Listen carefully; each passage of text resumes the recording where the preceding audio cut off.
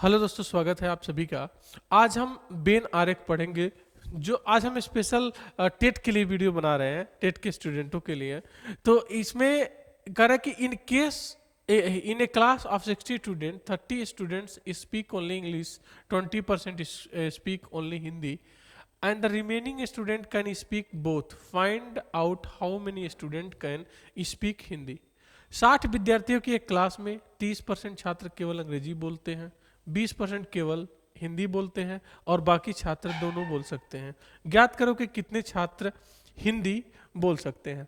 तो अगर हम बात करें तो सबसे पहले आप एक डायग्राम बनाएंगे ऐसे। अब इसमें आप देखेंगे कह रहा कि 60 विद्यार्थी एक क्लास में 30% क्या बोलते हैं? अंग्रेजी। तो हम मान लेते हैं कि ये इंग्लिश है और इसे मान लेते हैं कि ये हिंदी है। तो 60 विद्यार्थी में 30% अगर अंग्रेजी बोलते हैं तो अब 60 का 30% जब निकालेंगे तो आप यहाँ ऐसे कर सकते हैं, 100 से भाग देंगे तो 2 जीरो से 2 जीरो कट जाएगा, आएगा कितना? 18। यानी यहाँ पर आया 18।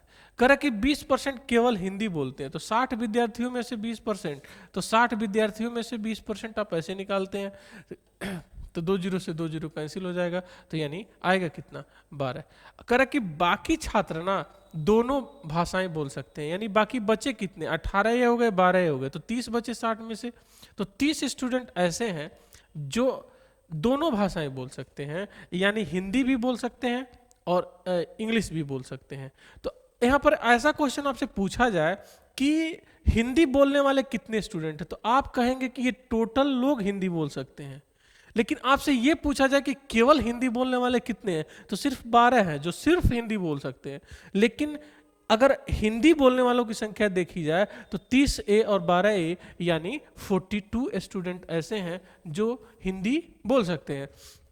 यही अगर हमारा क्वेश्चन ये रहता कि कितने स्टूडेंट ऐसे हैं जो इंग्लिश बोल सकते हैं, तो आप कहेंगे कि 30A और 18A यानी 48 स्टूडेंट ऐसे हैं जो इंग्लिश बोल सकते हैं। लेकिन जब आपसे पूछा जाए कि केवल इंग्लिश कितने लोग बोल सकते हैं, तो आप कहेंगे कि सिर्फ 18 ऐसे हैं जो केवल इंग्लिश बोल सकते हैं। तो इस प्रकार आप इस क्वेश्चन का आंसर दे सकते हैं। अच्छा, इसका आंसर तो 42 आएगा, क्योंकि हमसे पूछा है ज्ञात करो कि कितने छात्र हिंदी बोल सकते हैं, तो 42 है।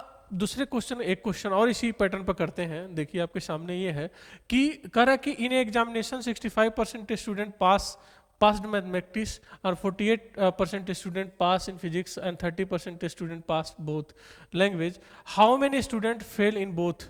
मतलब एक परीक्षा में 65% छात्र गणित में पास हुए, 48% छात्र भौतिकी में पास हुए और 30% छात्र दोनों में पास हुए, तो कितने परसेंट विद्यार्थी दोनों में फेल हुए? इस क्वेश्चन को आप बिना बेन डायग्राम के ही लगा सकते हैं, लेकिन हम एक बार आपको बेन डायग्राम के थ्रू भी इस क्वेश्चन को बताते हैं कि कैसे सॉल्व होगा। जरा देखिए कि अगर आपने ऐसे बेन डायग्राम बनाया, एक को मान लेते हैं कि गणित है, ये मैथ है और ये क्या है? फिजिक्स है। तो कह रहा है कि 65% छात्र गणित में पास हुए, तो हम यहाँ 65 लिख लेते हैं। 65% छात्र गणित मैथ में पास हुए हैं। 48% छात्र भौतिकी में पास हुए हैं, यानी 40% यहाँ लिख लेते हैं। और 30% छात्र दोनों में पास हुए, यानी 30% स्टूडेंट ऐसे हैं जो दोनों में पास हुए हैं। अब जरा एक बात बताइए कि अगर 30% छात्र दोनों में पास हुए हैं, यानी इस 65 में भी 30% है, तो आप बोल सकते हैं कि 35% स्टूडेंट ऐसे हैं जो केवल मैथमेटिक्स में पास हैं, क्योंकि इस 65 में तो 30% जो दोनों में पास हुए वो भी है। अच्छा, इस 40% में भी 30% है, तो आप कहेंगे कि 18% स्टूडेंट ऐसे हैं जो फिजिक्स में पास है, केवल फिजिक्स की जब बात करेगा। यानी कुल मिला के अगर देखा जाए तो 30, 30, 60, 70 और यानी 83% विद्यार्थी ऐसे हैं जो पास हैं। तो हमसे पूछा गया कि कितने परसेंट विद्यार्थी ऐसे हैं जो फेल हैं। तो 100% टोटल हम संख्या मानते हैं, 100% में से 83% को माइनस कर लेंगे तो हमारे पास आएगा क्या कि 17% स्टूडेंट ऐसे हैं जो दोनों में फेल हैं। इस क्वेश्चन को आप ऐसे भी कर सकते हैं, जैसे 65, 48, इसको और ये क्या नाम है, इसको जोड़ दीजिए तो 8 और 5 13 को 3, 6 4 10 और एक 1 11, और इसमें से आपको घटाना पड़ेगा, कितना घटाना पड़ेगा 30%, क्योंकि दोनों में कॉमन है, तो यहाँ पर 3 आएगा और यहाँ पर 8 आएगा, यानी 83% स्टूडेंट ऐसे हैं जो पास हैं, यानी फेल कितने हुए, फिर भी 17% ही फेल हुए, मतलब 17% स्टूडेंट ऐसे हैं जो फेल हैं। आइए इसी पैटर्न पे एक क्वेश्चन और करते हैं हम। आपके सामने एक क्वेश्चन ये है, जरा देखिए। तो अब हमको वेन डायग्राम बनाने की आवश्यकता नहीं रही, हम ऐसे ही कर सकते हैं कि एक परीक्षा में 35% छात्र गणित में पास हुए, तो आप 35 को, यानी 35% ऐसे हैं जो गणित में पास हैं, तो 35 को ऐसे लिख लीजिए 35%। 25% छात्र अच्छा इसमें मैथ में पास हुए हैं, 25% छात्र फेल हुए हैं, किस में, अंग्रेजी में, सॉरी ये पास नहीं है, 35% छात्र गणित में फेल हुए हैं, तो 35% फेल हुए हैं मैथ में, और 25% फेल हुए हैं किस में, आपको इंग्लिश में।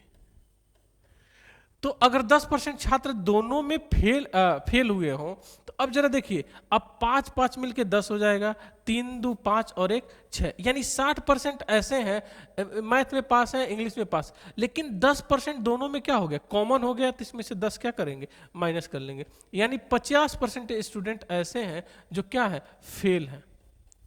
यानी पास कितने हैं, अगर पास की बात की जाएगी तो यानी 50% स्टूडेंट पास है, क्योंकि हम टोटल मानते हैं 100%, तो 100% में से 50% को जब माइनस करेंगे तो आपका 50% आएगा, यानी 50% स्टूडेंट ऐसे हैं जो पास हैं। आइए क्वेश्चन और इसी पैटर्न पे करते हैं। यहाँ पर देखिए, ये आपके सामने क्वेश्चन है, कह रहा है कि बहुत ही फेमस क्वेश्चन है, इसको करेंगे आप। कह रहा है कि एक गांव में 60% परिवारों के पास एक गाय है, 30% परिवारों के पास एक भैंस है, 15% परिवारों के पास एक गाय और भैंस दोनों हैं। गांव में कुल 96 परिवार हैं, कितने % परिवारों के पास एक भी गाय या भैंस नहीं है। तो इसका हम वेन डायग्राम के द्वारा सहारा लेके बनाते हैं इसको। जैसे वेन डायग्राम हमने बनाया कि ये मान लीजिए गाय है, आइए भैंस। अब आपको बोला जा रहा है कि 60% परिवारों के पास एक गाय है, मतलब 60% परिवार ऐसे हैं जिनके पास एक गाय है। अच्छा, 30% परिवारों के पास एक भैंस है, तो 30% परिवार ऐसे हैं जिनके पास एक भैंस है, और 15% परिवारों के पास मतलब दोनों है, एक गाय भी है और एक भैंस भी है। तो ये 15% परिवार दोनों में कॉमन हो गया कि नहीं, यानी हम बात करें तो अब यहाँ पर आप लाएंगे क्या, 45% ऐसे परिवार हैं, 60 में से 15 निकाल देंगे आप, तो 45% ऐसे परिवार हैं जिनके पास केवल गाय है। अच्छा, इस 30 में से 15 माइनस करेंगे तो यहाँ क्या आएगा, 15 आएगा, यानी 15% परिवार ऐसा है जिनके पास क्या है कि सिर्फ भैंस है, एक भैंस है। तो अब इन सारों को क्या करेंगे, जोड़ लेंगे।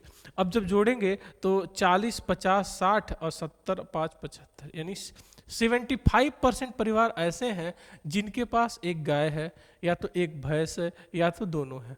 यानी 25% परिवार ऐसे हैं जिनके पास न तो गाय है, न तो भैंस है, न तो दोनों हैं। तो यानी 96 परिवार अगर टोटल है, तो 96 में से 25% परिवार ऐसे हैं जिनके पास कुछ नहीं है।